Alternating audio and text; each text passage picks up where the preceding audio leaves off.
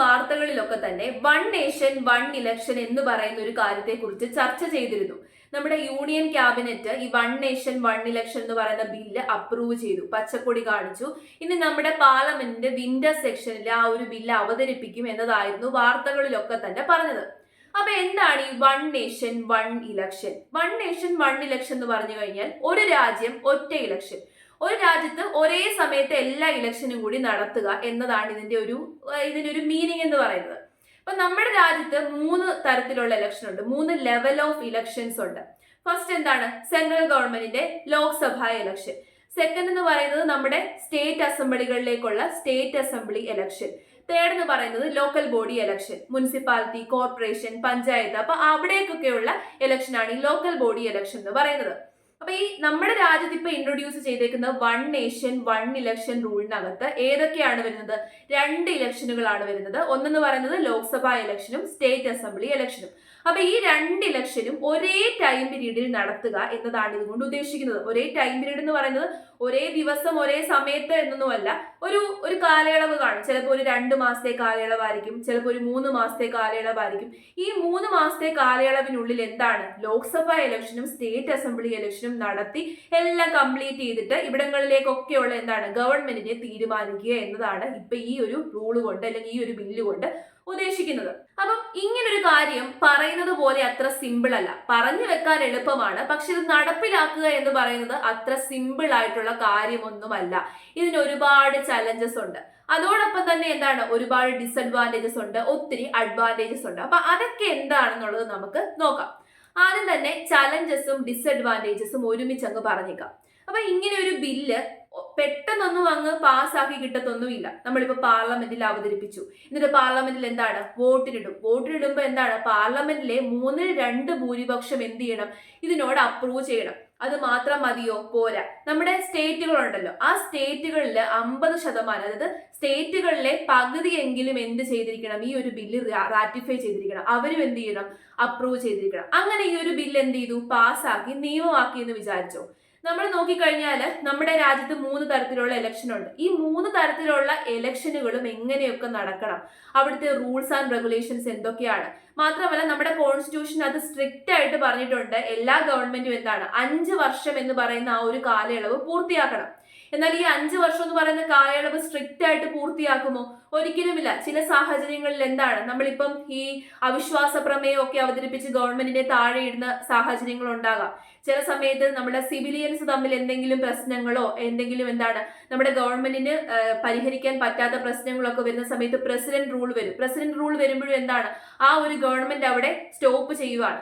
അതുകൂടാതെ തന്നെ വേറെ ചില സാഹചര്യങ്ങൾ വരും, യുദ്ധം, അങ്ങനത്തെ സംഭവങ്ങളൊക്കെ വരുന്ന സമയത്ത് ഈ 5 വർഷത്തെ കാലാവധി എന്ന് പറയുന്നത് പൂർത്തിയാക്കുക എന്ന് പറയുന്നത് എന്താണ്, ബുദ്ധിമുട്ടുള്ള ഒരു സംഭവമാണ്. അതുകൂടാതെ തന്നെ ഒരു സ്റ്റേറ്റിൽ ഒരു ഇലക്ഷൻ വന്നപ്പോൾ തൂക്ക് ഗവൺമെന്റ് ആണ് വന്നതെങ്കിൽ എന്താണ്, ഒരു പാർട്ടിക്കാർക്കും ഗവൺമെന്റ് രൂപീകരിക്കാൻ സാധിച്ചില്ലെന്നുണ്ടെങ്കിൽ പിന്നെയും എന്ത് ചെയ്യുവാണ്, പ്രസിഡന്റ് ആ ഒരു സ്റ്റേറ്റ് ഏറ്റെടുത്തിട്ട് പിന്നെ ആദ്യം മുതൽ ഇലക്ഷൻ നടത്തേണ്ടി വരും.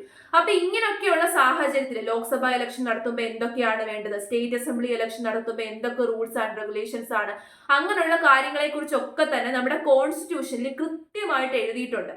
അപ്പൊ അതൊക്കെ റീറൈറ്റ് ചെയ്ത് ഒരു വലിയ അമെന്റ്മെന്റ് കൊണ്ടുവരേണ്ടി വരും. ഇപ്പൊ ഈ വൺ നേഷൻ വൺ ഇലക്ഷൻ എന്ന് പറയുന്ന ആ ഒരു ബില്ല് പാസ്സാക്കിയാൽ അതൊരു വലിയ ചലഞ്ച് അല്ലേ? തീർച്ചയായിട്ടും അതൊരു ഡിസഡ്വാൻറ്റേജ് അല്ലേ? കോൺസ്റ്റിറ്റ്യൂഷനിൽ ഒരു വലിയ അമെന്റ്മെന്റ് തന്നെ കൊണ്ടുവരേണ്ടി വരും. മാത്രമല്ല ഇതിപ്പോ നമ്മുടെ രാജ്യമെമ്പാടും രാജ്യവ്യാപകമായിട്ട് നടത്തുന്നത് കൊണ്ട് തന്നെ എല്ലാ പാർട്ടിക്കാരുടെയും എല്ലാ നേതാക്കന്മാരുടെയും അപ്രൂവൽ വേണം.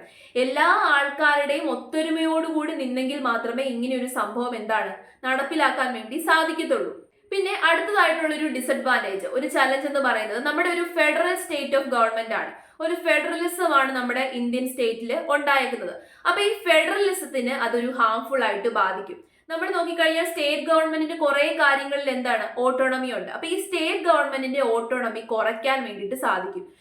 എന്ത് ചെയ്യും, സെൻട്രൽ ഗവൺമെന്റിലേക്ക് കൂടുതൽ ഷിഫ്റ്റ് വരും. സെൻട്രൽ ഗവൺമെന്റിനാകും കുറേയും കൂടി അധികാരവും കുറേയും കൂടി റൂൾസും റെഗുലേഷൻസും ഒക്കെ നടപ്പിലാക്കാനുള്ള അധികാരവും സംഭവവും ഒക്കെ തന്നെ എവിടേക്ക് വരും, സെൻട്രൽ ഗവൺമെന്റിലേക്ക് വരും. അത് സ്റ്റേറ്റ് ഗവൺമെന്റിൽ ഒരു പ്രശ്നമാണ്. അത് മാത്രമല്ല വേറൊരു കാര്യം കൂടിയുണ്ട്. അതായത് ഇപ്പം നമ്മളിപ്പോ 2024 ലോക്സഭ ഇലക്ഷൻ കഴിഞ്ഞു. ഇനി ഒരു ഇലക്ഷൻ വരുന്നത് എന്താണ്? 5 വർഷങ്ങൾക്ക് ശേഷമാണ്. അപ്പൊ 5 വർഷങ്ങൾക്ക് ശേഷം ചിലപ്പോൾ 2029 ലോക്സഭ ഇലക്ഷൻ വന്നു.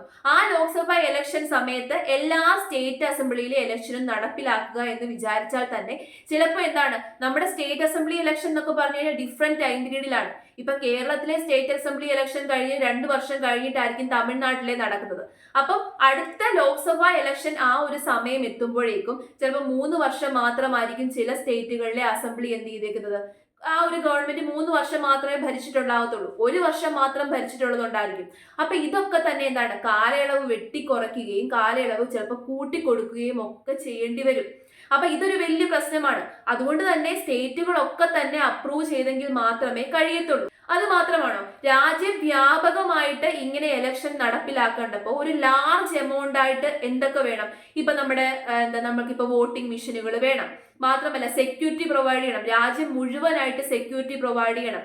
അപ്പം large amount voting machines, large amount ആൾക്കാരുടെ റെപ്രസെന്റേഷന്, നമ്മുടെ ഇപ്പം ഗവൺമെന്റ് എംപ്ലോയീസ് ആയിക്കോട്ടെ, അതുകൂടാതെ തന്നെ സേനകളെ വിനിയോഗിക്കുക, സെക്യൂരിറ്റി ജീവനക്കാരെ വിനിയോഗിക്കുക, ഇങ്ങനെയുള്ള കാര്യങ്ങളൊക്കെ ലാർജ് എമൗണ്ടിൽ തന്നെ നമുക്ക് കൊടുക്കേണ്ടി വരും.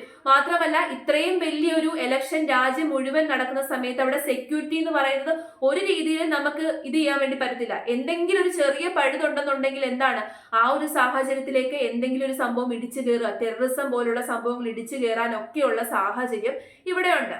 അത് മാത്രമല്ല ഇപ്പൊ 1 നേഷൻ 1 ഇലക്ഷൻ കൊണ്ടുവന്നു കഴിഞ്ഞാൽ ഒരു സിംഗിൾ പാർട്ടി ഡൊമിനൻസ് എന്ന് പറയുന്നൊരു സംഭവം വരും. ഇപ്പൊ നമ്മുടെ രാജ്യത്ത് ലാർജ് ആയിട്ട് നിൽക്കുന്ന പാർട്ടികൾക്കൊക്കെ ഒരു ഡൊമിനൻസ് വരും. അപ്പൊ അങ്ങനെയുള്ള പാർട്ടികൾക്കൊക്കെ എന്താണ്, ഇപ്പൊ കിട്ടിയതിനേക്കാട്ടിൽ കൂടുതൽ വോട്ട് വിഹിതം കിട്ടാനുള്ള സാധ്യതയുണ്ട്. പിന്നെന്താണ്, ചെറിയ ചെറിയ പാർട്ടികളുണ്ടല്ലോ, അങ്ങനെ ചെറിയ ചെറിയ പാർട്ടികളുടെ ഒക്കെ തന്നെ റെപ്രസെന്റേഷൻ അവിടെ കുറവാണ്. പിന്നെ ഒരേ സമയമാണ് ഇലക്ഷൻ വരുന്നത് എന്നുണ്ടെങ്കിൽ നമ്മുടെ സാധാരണക്കാരായിട്ടുള്ള ആൾക്കാർ ഇപ്പൊ പല സമയത്ത് ഇലക്ഷൻ വരുമ്പോൾ ആ സമയങ്ങളിലൊക്കെ തന്നെ എന്താണ്, ആൾക്കാരുടെ ആവശ്യങ്ങളും എന്ത് ചെയ്യും, അവിടെ ചോദ്യം ചെയ്യപ്പെടുവാണ്. ഓരോ ഗവൺമെന്റിന്റെ പ്രവർത്തനം, അങ്ങനെയുള്ള സംഭവങ്ങൾ, അങ്ങനെയുള്ള കാര്യങ്ങളും അനീതിയും അക്രമവും ആ കാര്യങ്ങളൊക്കെ തന്നെ ചോദ്യം ചെയ്യപ്പെടും. പക്ഷെ ഒരു സമയത്താണ് ഇലക്ഷൻ വരുന്നതെങ്കിലോ നമുക്ക് അങ്ങനെ ഡിഫറെന്റ് ടൈമില് ഇങ്ങനെയുള്ള കാര്യങ്ങൾ ചോദ്യം ചെയ്യാനുള്ള അവസരം അവിടെ നഷ്ടപ്പെടും. അതുകൂടാതെ തന്നെ ഇപ്പൊ BJP എന്ന് പറയുന്നത് കുറച്ച് ഡൊമിനന്റ് ആയിട്ടുള്ള ഒരു പാർട്ടിയാണ്. ഈ ഡൊമിനന്റ് ആയിട്ടുള്ള പാർട്ടിക്ക് എന്താണ്, നമ്മളിപ്പം കേരളത്തിന്റെ സാഹചര്യം എടുത്ത് നോക്കിക്കഴിഞ്ഞാൽ കേരളത്തിന്റെ മാത്രം ഇലക്ഷൻ വരുമ്പോൾ ഈ സെൻട്രൽ ഗവൺമെന്റിൽ ഡൊമിനന്റ് ആയിട്ട് നിൽക്കുന്ന പാർട്ടിക്ക് നമ്മുടെ കേരളത്തിൽ അത്ര വലിയ റെപ്രസെന്റേഷൻ ഒന്നുമില്ല, 3-ാം സ്ഥാനത്താണ് പോകുന്നത്. പക്ഷെ ഈ 1 നേഷൻ 1 ഇലക്ഷൻ വന്നു കഴിഞ്ഞാൽ ഇപ്പൊ അങ്ങനെ ഡൊമിനന്റ് അല്ലാതെ നിൽക്കുന്ന ആ ഒരു സാഹചര്യവും കൂടി അവർക്ക് പരിഹരിക്കാൻ വേണ്ടിയിട്ട് പറ്റും.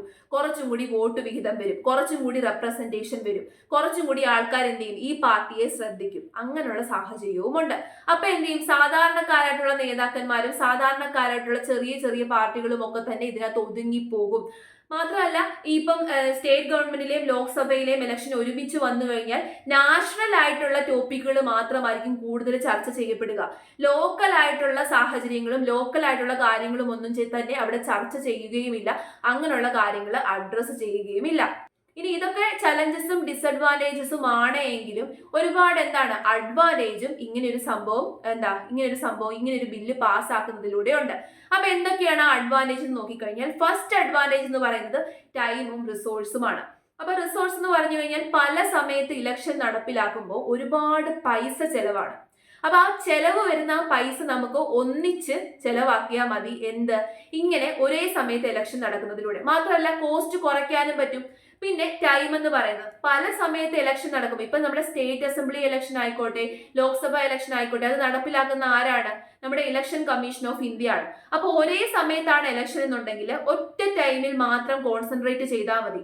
ഇപ്പം ബാക്കിയുള്ള സമയത്ത് എന്ത് ചെയ്യും, ഈ ഗവൺമെന്റ് എംപ്ലോയീസിനെയോ സെക്യൂരിറ്റി ജീവനക്കാരെയോ ഒക്കെ തന്നെ നമ്മുടെ രാജ്യത്തിന്റെ ബാക്കി കാര്യങ്ങളിലൊക്കെ തന്നെ നോക്കാൻ സാധിക്കും. മാത്രമല്ല പല സമയത്താണ് ഇലക്ഷൻ എന്നുണ്ടെങ്കിൽ പല ഗവൺമെന്റുകളും ഇപ്പം ഫോർ എക്സാമ്പിൾ കേരളത്തിൽ ഈ സമയത്ത് ഇലക്ഷൻ നടന്നു. ആ ഇലക്ഷനിലേക്ക് എന്താണ് എല്ലാ ഗവൺമെന്റിലുള്ള എല്ലാ പാർട്ടിയിലുള്ള വലിയ വലിയ നേതാക്കന്മാർക്കും കോൺസെൻട്രേറ്റ് ചെയ്യേണ്ടി വരും. പക്ഷെ ഒരേ സമയത്താണ് ഇലക്ഷൻ എന്നുണ്ടെങ്കിൽ ആ ഒരു സമയത്ത് മാത്രം ഇലക്ഷൻ എന്ന് പറയുന്ന കാര്യത്തിൽ കോൺസെൻട്രേറ്റ് ചെയ്തിട്ട് ബാക്കി സമയങ്ങളിലൊക്കെ തന്നെ ജനങ്ങളുടെ കാര്യങ്ങൾക്ക് വേണ്ടിയിട്ടും രാജ്യത്തിന്റെ കാര്യങ്ങൾക്ക് വേണ്ടിയിട്ടും ഒക്കെ കോൺസെൻട്രേറ്റ് ചെയ്യാൻ വേണ്ടിയിട്ട് പറ്റും. അങ്ങനെ നമുക്കൊരു ബെറ്റർ അഡ്മിനിസ്ട്രേഷനും ബെറ്റർ ഗവർണൻസും അവിടെ ക്രിയേറ്റ് ചെയ്തെടുക്കാൻ വേണ്ടിയിട്ട് സാധിക്കും. പിന്നെ അടുത്തൊരു അഡ്വാൻറ്റേജ് എന്ന് പറഞ്ഞു കഴിഞ്ഞാൽ പൊളിറ്റിക്കൽ കറപ്ഷൻസ് നമുക്ക് ഇല്ലാതാക്കാൻ വേണ്ടി സാധിക്കും. നമ്മൾ നോക്കിക്കഴിഞ്ഞാൽ പലതവണ ഇലക്ഷൻ വരുന്നതിനനുസരിച്ച് ഓരോ പാർട്ടിക്കാർക്കും എന്താണ് ഫണ്ട് റേസിംഗ് എന്ന് പറഞ്ഞൊരു സംഭവമുണ്ട്. ഈ ഫണ്ട് റേസിംഗ് എവിടെ നിന്നാണ് കൂടുതലായിട്ടും അവർ എടുക്കുന്നത് നമുക്കറിയാം. വലിയ വലിയ കമ്പനികളിൽ നിന്നും വലിയ വലിയ പണക്കാരിൽ നിന്നും ഒക്കെയാണ് അവർ കൂടുതലായിട്ട് എന്ത് ചെയ്യുന്നത്, ഫണ്ട് റേസ് ചെയ്യുന്നത്. പക്ഷേ ഒറ്റ സമയത്താണ് ഇലക്ഷൻ എന്നുണ്ടെങ്കിലോ ഈ ഫണ്ട് റേസിംഗിലുള്ള ബുദ്ധിമുട്ട് അവിടെ ഇല്ല. ഒറ്റ തവണ ഫണ്ട് റേസ് ചെയ്താൽ മതി. മാത്രമല്ല ഒറ്റ തവണ എല്ലാത്തിലും കോൺസെൻട്രേറ്റ് ചെയ്തിട്ട് ബാക്കി സമയം ജനങ്ങൾക്ക് വേണ്ടിയിട്ടും ജനങ്ങളുടെ റെപ്രസെന്റേഷന് വേണ്ടിയിട്ടും ഇവർക്ക് വിനിയോഗിക്കാൻ വേണ്ടി സാധിക്കും. അത് കൂടാതെ തന്നെ വേറൊരു കാര്യവും കൂടിയുണ്ട്. പലതവണയാണ് ഇലക്ഷൻ എന്നുണ്ടെങ്കിൽ ആൾക്കാർക്ക് വന്ന് വോട്ട് ചെയ്യുക എന്ന് പറഞ്ഞു കഴിഞ്ഞാൽ ഒരു ബുദ്ധിമുട്ടുണ്ട്. പക്ഷെ ഒറ്റ തവണയാണ് ഈ ഒരു ഇലക്ഷൻ എന്നുണ്ടെങ്കിൽ നമുക്ക് എന്താണ് എല്ലാ ആൾക്കാർക്കും അതിനകത്ത് പാർട്ടിസിപ്പേറ്റ് ചെയ്യാനും സാധിക്കും. നമ്മുടെ ഇപ്പൊ ഇന്ത്യയിൽ കിട്ടുന്ന വോട്ട് വിഹിതം അത് കൂടുതലായിട്ട്, അതായത് ജനങ്ങൾ ഇപ്പം വോട്ടിന് ഇലക്ഷന് പാർട്ടിസിപ്പേറ്റ് ചെയ്യുന്നത് നമുക്ക് കൂടുതലായിട്ട് പാർട്ടിസിപ്പേറ്റ് ചെയ്യാൻ വേണ്ടിയിട്ട് സാധിക്കും. അപ്പൊ നോക്കിക്കഴിഞ്ഞാൽ അഡ്വാൻറ്റേജും ഡിസഡ്വാൻറ്റേജും ഒക്കെ ഉണ്ട്. പക്ഷേ ഒരു ലോങ് ടേമിൽ നോക്കിക്കഴിഞ്ഞാൽ ഇത് ഒരുപാട് ചലഞ്ചസ് ഫേസ് ചെയ്യും. ലോങ് ടേമിൽ ഇത് എത്രത്തോളം നമുക്ക് നടത്തിക്കൊണ്ടു പോകാൻ വേണ്ടി സാധിക്കും എന്നുള്ളൊരു ക്വസ്റ്റ്യൻ മാർക്ക് അവിടെ വീഴുന്നുണ്ട്. അപ്പൊ ഏതായാലും ഈ അഡ്വാൻറ്റേജും ഡിസഡ്വാൻറ്റേജും ഒക്കെ കേട്ടിട്ട് നിങ്ങൾക്ക് എന്താണ് തോന്നിയത് എന്നുള്ളത് നിങ്ങൾ തീർച്ചയായിട്ടും കമന്റിൽ രേഖപ്പെടുത്തുക. എന്താണ് നിങ്ങളുടെ അഭിപ്രായം? ഇങ്ങനെ ഒരു സംഭവം വന്നാൽ നല്ലതാണോ അല്ലെങ്കിൽ കൊള്ളത്തില്ലേ? അങ്ങനത്തെ കാര്യങ്ങളൊക്കെ തന്നെ നിങ്ങൾ എന്ത് ചെയ്യുക, കമന്റ് ചെയ്യുക. നമ്മൾ നോക്കിക്കഴിഞ്ഞാൽ സംഭവം പറയുമ്പോൾ അത്യാവശ്യം നല്ലതായിട്ടുള്ളൊരു കാര്യമായിട്ട് തോന്നും. കാരണം നമുക്ക് കുറെ കൂടെ പൈസ നമ്മുടെ ഖജനാവിൽ ഇടാൻ വേണ്ടി സാധിക്കും. പൈസ കുറയ്ക്കാം, റിസോഴ്സസിന്റെ യൂട്ടിലിറ്റി കുറയ്ക്കാം, അങ്ങനത്തെ കുറെ കാര്യങ്ങളൊക്കെ ഉണ്ട്. പക്ഷെ ഒരുപാട് ചലഞ്ചസും ഉണ്ട്. അപ്പൊ അതെല്ലാം കൂടി ഒന്ന് നോക്കിയിട്ട് നിങ്ങൾക്ക് എന്താണ് അഭിപ്രായം എന്നുള്ളത് തീർച്ചയായിട്ടും കമന്റ് ചെയ്യാം.